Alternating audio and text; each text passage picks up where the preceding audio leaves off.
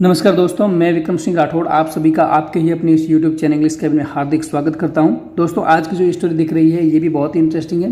इसके अंदर भी आपको ऐसे बहुत से नए नए वर्ड मिलेंगे जो आपने पहले कभी नहीं देखे होंगे और उनके मीनिंग तो जानते ही हैं, और साथ ही साथ जो भी सेंटेंस यूज हुए इसके अंदर उनको हम ब्रेक डाउन करेंगे और उनको अच्छी तरह समझने की कोशिश करेंगे। तो चलिए, आपके समय को बर्बाद किए बिना हम जल्दी से इसको इंग्लिश टू हिंदी के अंदर ट्रांसलेट करते हैं और प्रत्येक वर्ड की मीनिंग को जानने की कोशिश करते हैं। So let's start now guys.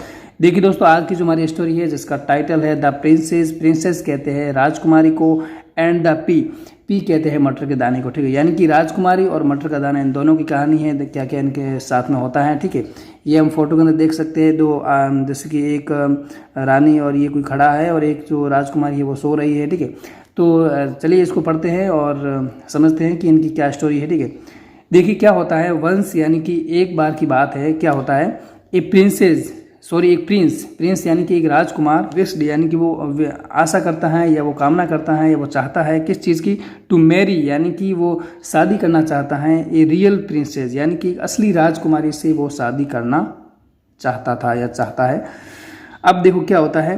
The prince met many girl from different kingdom. ठीक है, यानी कि द प्रिंस यानी कि जो राजकुमार था, मेट यानी कि वो मिला, मैनी गर्ल्स यानी कि बहुत सारी लड़कियों से, विभिन्न लड़कियों से, फ्रॉम डिफरेंट किंगडम यानी कि अलग अलग राज्यों से जो आई थी लड़कियां उनसे मिला, और बहुत से राज्यों से उसने लड़कियों को देखा। ठीक है, और मिला। But he did not like, लेकिन उसे पसंद नहीं आई, एनी ऑफ देम यानी उनमें से एक भी उसे पसंद नहीं आई। ठीक है, अब देखो क्या होता है। वन इवनिंग यानी कि एक शाम की बात है। क्या हुआ, देर वॉज ए थंडरस्टॉर्म यानी कि वहाँ पर तूफान आ गया। थंडरस्टॉर्म कहते हैं यानी कि आंधी के साथ में बिजली की कड़कड़ाहट और जो बवंडर होता है, तूफान होता है, उसे थंडरस्टॉर्म कहते हैं। ठीक है, तो वहाँ पर थंडरस्टॉर्म आ गया यानी कि आंधी आ गई। एक गर्ल यानी कि एक लड़की, नॉक्ड यानी कि उसने खटखटाया। ठीक है, क्या खटखटाया, ऑन द प्लेस गेट यानी कि जो राजमहल का गेट था उस गेट को उसने खटखटाया। ठीक है, प्लेस यानी कि जो राजमहल जो उसका महल होता है, गेट यानी कि जो उस महल का जो मेन गेट था उसको उसने खटखटाया। अब क्या होता है, सी सेड उसने कहा, क्या कहा, सी वॉज ए प्रिंसेस कि वो एक राजकुमारी है, ऐसा उसने कहा। एंड आस्क्ड और उसने यह भी कहा, इफ़ सी कुड टेक क्या वो ले सकती है, शेल्टर यानी कि शरण ले सकती है, अंटिल यानी जब तक, द स्टॉर्म पास्ट कि स्टॉर्म यानी कि जो आंधी है ये पास हो जाए, ये आंधी चली जाए, जब तक क्या वो शरण ले सकती है इस महल के अंदर। ठीक है, ऐसा उसने कहा।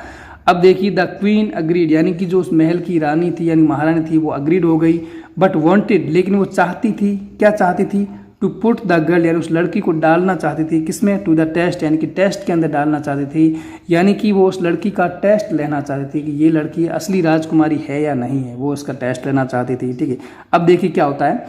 तो सी पुट ए पी तो उसने डाला एक मटर का दाना। ठीक है, ऑन किसके ऊपर, ऑन द बेड यानी कि जो बेड था उसके ऊपर उसने मटर का दाना डाला। एंड कवर्ड इट और इसे ढक दिया विद 20 मैट्रेसेस। ठीक है, 20 मैट्रेस यानी कि 20 उसने गद्दों से उस मटर के दाने को ढक दिया। ठीक है, अब क्या होता है, द नेक्स्ट मॉर्निंग यानी कि अगली सुबह वो क्या करता है, अगली सुबह वो महारानी क्या करती है, सी आस्क्ड हर उसने उस राजकुमारी से पूछा। ठीक है, उससे पूछा, डिड यू स्लीप वेल क्या आप अच्छी तरह से सोए, ऐसा उसने अगली सुबह पूछा। ठीक है, तो उसने क्या जवाब दिया, नो नहीं, आई कुडंट यानी कि मैं नहीं सो सकी। ठीक है, नहीं मैं ऐसा नहीं कर सकी या मैं ऐसा अच्छी तरह से नहीं सो सकी। क्यों, something was in my bed कि कुछ मेरे बिस्तर में था या कुछ मेरे बेड में था।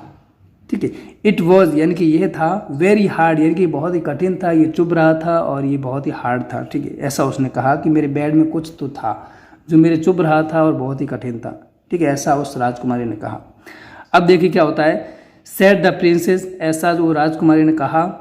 ठीक है, द क्वीन यानी कि वो महारानी, एंड द प्रिंस जो राजकुमार था, रियलाइज्ड उनको एहसास हुआ, क्या एहसास हुआ, दैट की सी वॉज ए रियल प्रिंसेस कि वह एक असली राजकुमारी है, ऐसा उनको रियलाइज हुआ, उनको एहसास हुआ। ठीक है, अब देखिए क्या होता है, हैवी एट लास्ट यानी कि अंत में खुश होकर, यानी कि वो खुश हो गए और फिर अंत में द प्रिंस एंड प्रिंसेस यानी कि वो राजकुमार और जो राजकुमारी गॉट मैरिड यानी कि वो शादी कर लेते हैं।